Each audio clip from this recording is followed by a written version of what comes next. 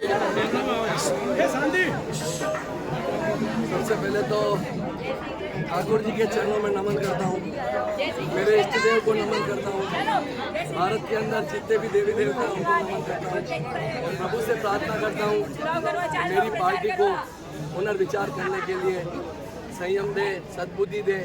और भारतीय जनता पार्टी ने जिस तरह का गलत निर्णय किया है, मैंने कल भी कहा, परसों भी कहा, आपके चैनल के माध्यम से भी कहा, मेरा एमएलए बनना मेरा ध्येय नहीं, मेरे स्वाभिमानी रैली के पीछे ध्येय है भारतीय जनता पार्टी का और उदयपुर की जनता का स्वाभिमान रहे।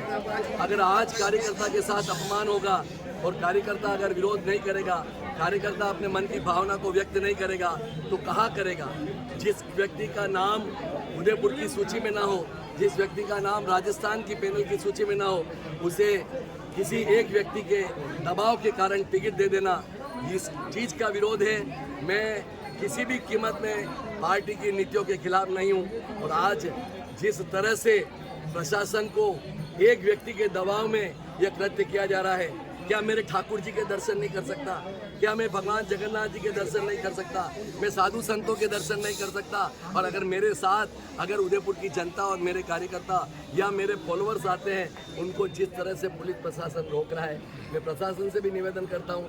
8:30 बजे 9 बजे हमने एप्लीकेशन दे दी स्वीकृति के लिए, उन्होंने छाप लगा कर कहा अब आवश्यकता नहीं है स्वीकृति की। उसके पश्चात अगर स्वाभिमान रैली निकलती है और प्रशासन जिस तरह के साथ कर रहा है, मैं एसपी साहब और प्रशासन से भी निवेदन करता हूँ किसी कार्यकर्ता नहीं, उदयपुर की जनता के साथ खिलवाड़ न करें। बाकी आगामी दिनों के अंदर परिणाम खराब होंगे जिसका समस्त हर्जाना पुलिस प्रशासन को। आगामी निर्णय क्या है आपका? आगामी निर्णय आप जो करें निर्णय लेंगे?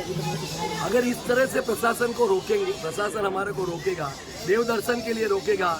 आज माता जी के दिन चल रहे हैं, आज यहाँ पर निश्चित रूप से देव दर्शन करने के लिए कल अष्टमी थी, आज प्रभु के दिन चल रहे हैं, माता जी के दिन चल रहे हैं और हम अगर दर्शन करने के लिए निकलते हैं, इसमें भी रोका रोकी करना यह बिल्कुल दुर्भाग्य है। पार्टी स्तर पर जो एक चीज आपने बताया कि अगर पार्टी नहीं बदलती है तो आप क्या करेंगे? मैं बिल्कुल आपके चैनल के माध्यम से 3 दिन से कह रहा हूँ, पार्टी नई निर्णय बदलेगी तो मुझे मेरे मित्रों के साथ, उदयपुर की जनता के साथ, मेरे सभी समाज के लोगों के साथ बैठकर निर्णय करने के लिए आपने अभी तक भाजपा के समर्थन करते हुए लगातार कांग्रेस का विरोध किया और हाल ही आपने कहा कि कांग्रेस से अगर बुलावा आता है या कांग्रेस मुझे बुला रही है आप जाएंगे, क्या कहना? मैंने किसी भी कीमत में ये नहीं कहा कि कांग्रेस का बुलावा आता है। मेरे लिए सभी द्वार खुले हुए हैं।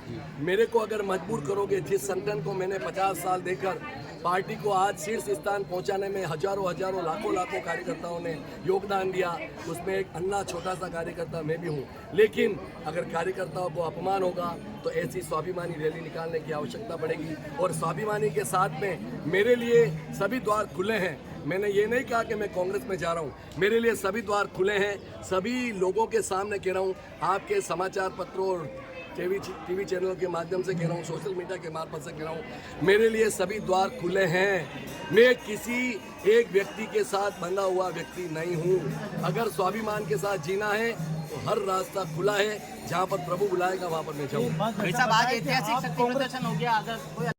मैं आपको कह रहा हूँ, अभी भी ये विद्रोह नहीं है, ये समाज के लोग हैं, ये मेरी उदयपुर की जनता जनार्दन है। और अगर टाउन हॉल से आकर ठाकुर जी के दर्शन करना, मेरे साधु भगवंतों का दर्शन करना और जिस व्यक्ति को टिकट दिया है वह साधु देवी देवताओं को मानता नहीं है। मैं आपके चैनल के माध्यम से एक बात कहना चाहता हूँ, कल यहाँ पर भारतीय जनता पार्टी के प्रत्याशी देव दर्शन के नाम से भगवान जगदीश के मंदिर आए, उसके पहले आज दिन तक इस भगवान जगदीश की अगर सीढ़ी चढ़ी हो तो मुझे बता दो।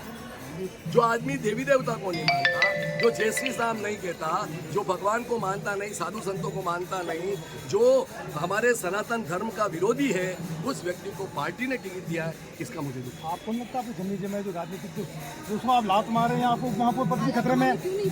देखो भाई साहब, अगर आला कमान ने नहीं सोचा तो ये मैं तो नहीं हूँ। मेरे आज चित्तौड़ के 2 बार विधायक रहे, 1,35,000 मतों से जीतने वाला विधायक, उसके ऊपर कोई आरोप नहीं, उसको भी आपने टिकट नहीं दिया, तो पार्टी को सोचना चाहिए। अगर पार्टी को अगर सरकार लानी है तो पार्टी को पुनर्विचार करना चाहिए। ऐसा नहीं है कि पहली बार ऐसा हो रहा है, लेकिन विरोध इस राजस्थान के अंदर शायद भारतीय जनता पार्टी के कार्यकर्ता पहली बार कर रहे हैं और पूर्व में भी संवैधानिक टिकट देने के बाद, प्रक्रिया अपनाने के बाद टिकट चेंज होते रहा है। और मैं अभी भी कह रहा हूँ कि मेरे को टिकट मत दो, पारस को मत दो, पारस में खामियां हैं।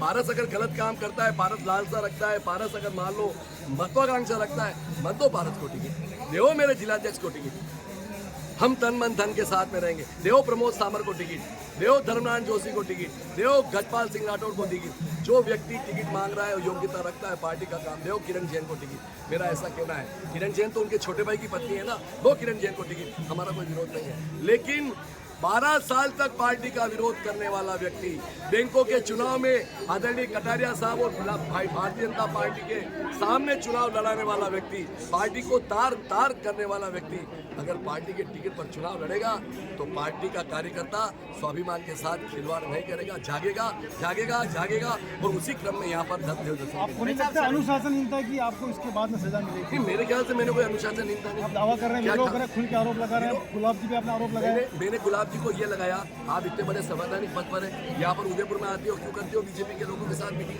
संवैधानिक पद तो मेरे से बहुत ज़्यादा बड़ा है। अगर और आज भी वर्तमान में ये कह रहे हैं बेसंवैधानिक पद, अरे मेरा तो उपमहापौर बहुत छोटा पद है भाई, आपने दिया हुआ पद है, मैं कह रहा हूँ ना। और अगर मैं गलत राह चुनूंगा, पहली बात तो मैंने सोचा नहीं है, अगर मैं दूसरा रास्ता अपनाऊंगा तो आपका पद आपको। भाजपा से जुड़े दिग्गज कह रहे हैं कि पारस को जल्दी समझा लिया जाएगा, क्या समझेंगे आप इस बार?